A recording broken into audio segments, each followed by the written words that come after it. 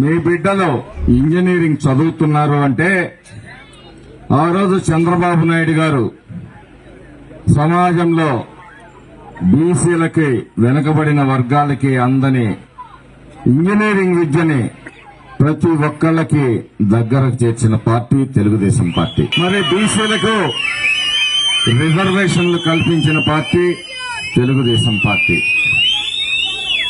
ఆడబిడ్డలకు ఆస్తిలో హక్కు కల్పించిన పార్టీ తెలుగుదేశం పార్టీ.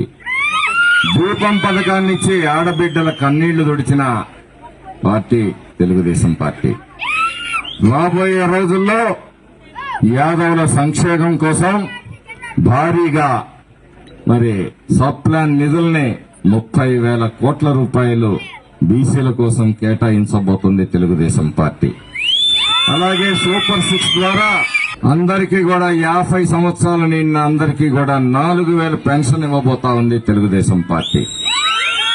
అంతేకాదు మీకోసం 3 గ్యాస్ సిలిండర్లు ప్రతి ఇంటికి ఫ్రీగా ఇవ్వబోతుంది. 18 సంవత్సరాలు నిండిన ప్రతి ఆడబిడ్డకి నెలకి 1,500 రూపాయలు ఇవ్వబోతా ఉంది. మీ బిడ్డలు ఎంతమంది ఉన్నా, 2 3 4 తల్లికి వందనం పేరుతోటి ప్రతి కుటుంబంలోని ప్రతి బిడ్డకి కూడా 15,000 రూపాయలు సంవత్సరానికి వాళ్ళకి విద్యా ఖర్చుల నిమిత్తం ఇవ్వబోతా ఉంది.